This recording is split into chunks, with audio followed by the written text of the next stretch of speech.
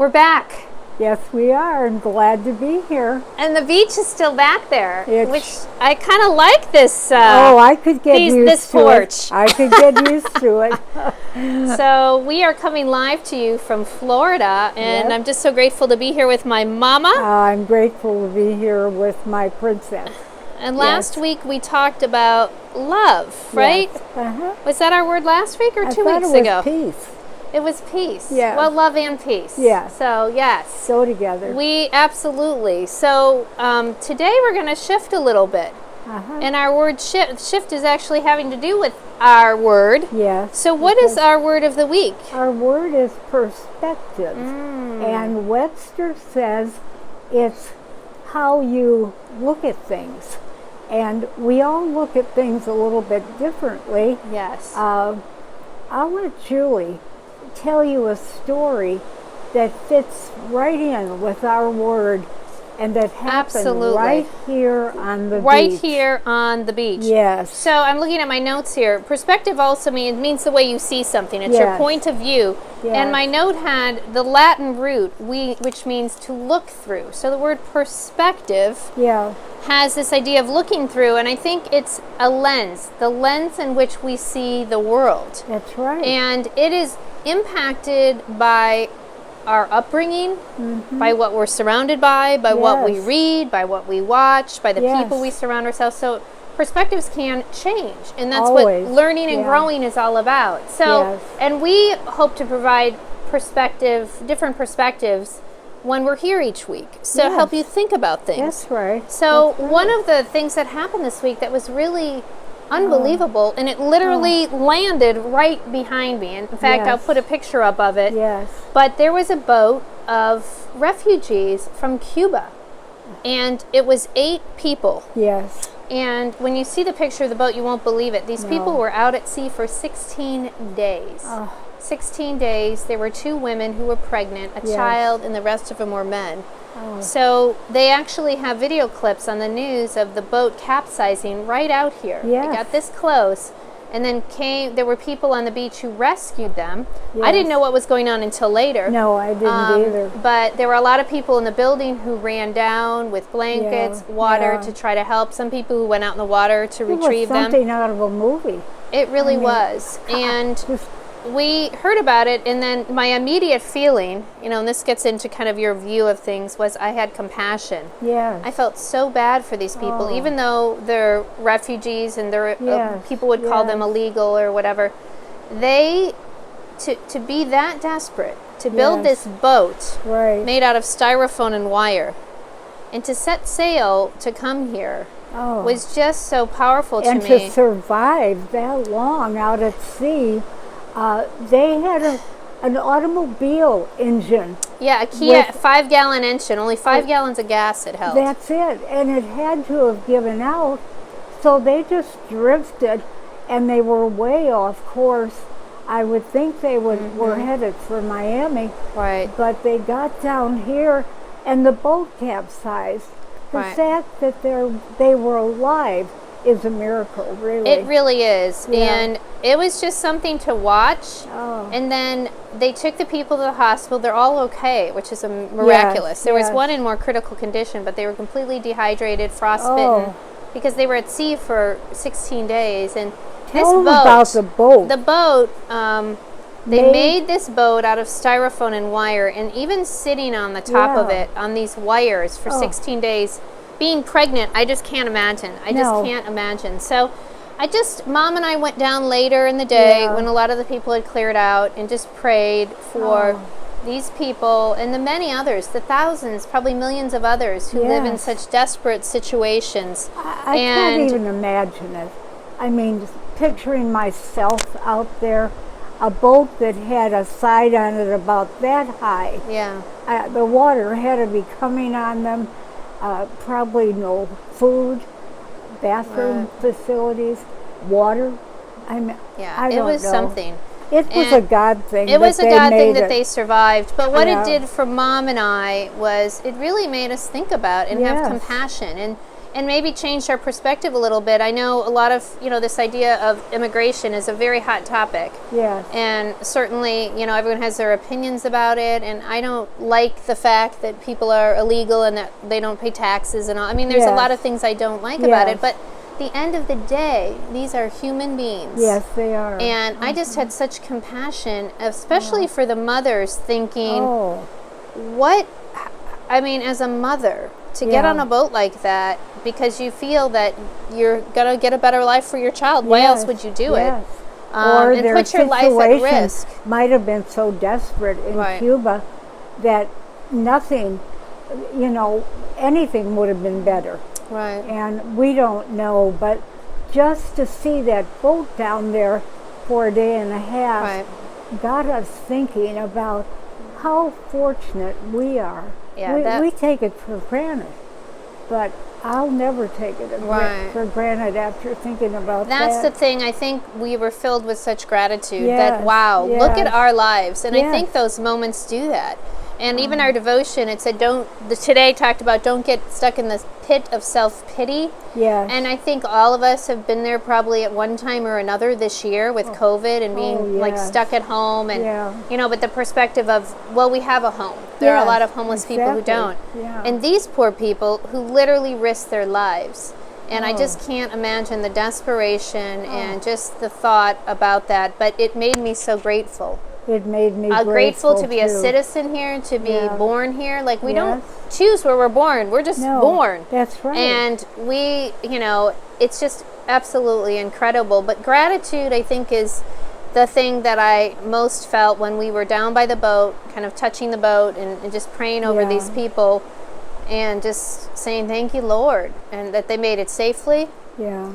That we are so blessed, and we are to be a blessing to others with with the blessings that we have. We need to reach out and help and give back. Went out to them so much, and it just caused me to feel so sorry for them, and how many others in this world are like them. Right. We have no idea. We have no when idea. we sit here with everything around us. And we live in a very small world sometimes. We live in our little world, and moments like that make our world bigger. Yes. Because it makes you realize that there's a whole nother millions of people out there that have such a different situation. And even with COVID, we've talked about this, our lives haven't been that impacted. Yeah.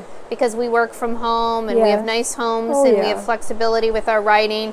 But so many people have lost everything, lost loved ones, lost jobs. And so just to have that recognition, last night there was a pause, a moment of remembrance for all the 500,000 people who died. Yes. I mean, that's unbelievable. And so we need these reminders. We need them. We can't take things for granted. Right. Never. And my perspective has really changed from this event a couple days ago. Yeah, absolutely. Yeah. And it will continue to change because I think that's what we're all a work in progress. We're in process making progress. And anything that impacts our lives or affects us makes us different. Right.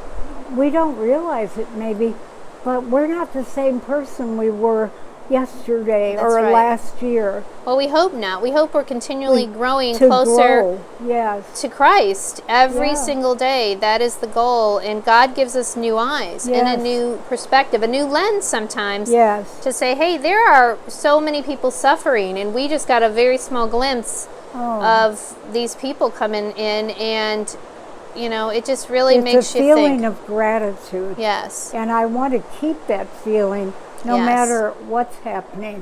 Absolutely. We can't forget God's blessings. Absolutely. And we've got to spread them around, maybe one person at a time. Absolutely. Start with the person right in front of you. So we hope that this week that your world maybe gets a little bit bigger and that you may have a new perspective on whatever that may be, that God may bring somebody into your life, or maybe it's a circumstance that helps you see something in a new way, and to have compassion and love for each other. That's right. So hey, that's what we're here for. That's what we're here for. And we're going to remember. And now we're almost gone. But wait, we have a technology tip. Oh, I know we do. Talk about perspective. And I shouldn't be waving. Shifting. I shouldn't be waving goodbye. No. We have technology tip number 1. It was the first obstacle I faced after not being able to turn on the computer. There you go. So she got the computer on. So stay tuned to see what happens next. I know. Are we going to give them a hint? What's a one-word hint of what we're going to be talking about? Well, it could be mail. Mail. There's your hint. Okay, stay tuned. Here comes the technology tip for this week. Yep. Bye-bye. We'll be right back. Right back. Hi, everybody. This is Queen Lori, and I'm here to give you your first technology tip. Well, what is it? We're all so anxious to know. It's my email, electronic mail. And I can show you how I do it on my computer.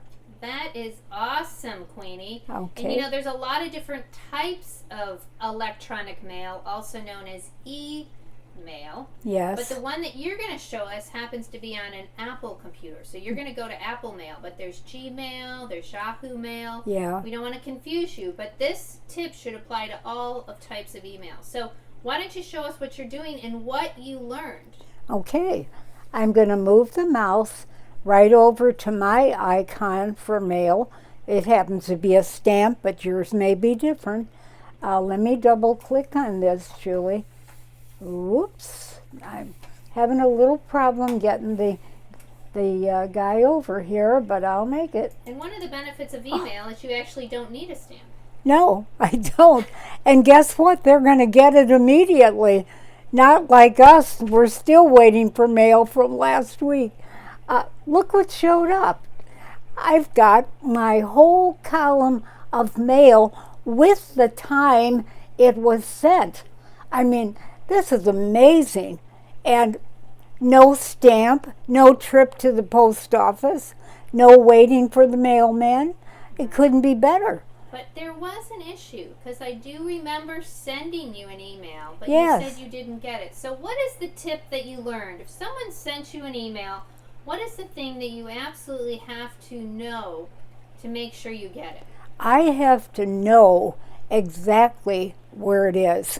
And before I didn't learn that, I was going to other places on the icon bar. Right. And I happened to go to Google, and there were several steps to get to the mail. And I didn't know any better until Princess Julie said, Mom, go right to this, and double click, and up it comes. So, exactly. So one of the things that you learned is, unlike at home where you have one mailbox on your driveway, yes. How many mailboxes are there? I don't know, Julie. There's several. Look ahead. You've got a sent box. Oh, yes. You've got a draft box. Yes. And what is the one where you actually receive the email? What's that called? Inbox. The inbox. Yes. And that's where you definitely want. That's where I want to be. For a while, I was on a different spot and wondered why I wasn't getting the mail. So your tip this week, when you log into email, is make sure you're in the inbox. Make sure you hit the proper icon on your screen, and then double click, and it should appear. All right.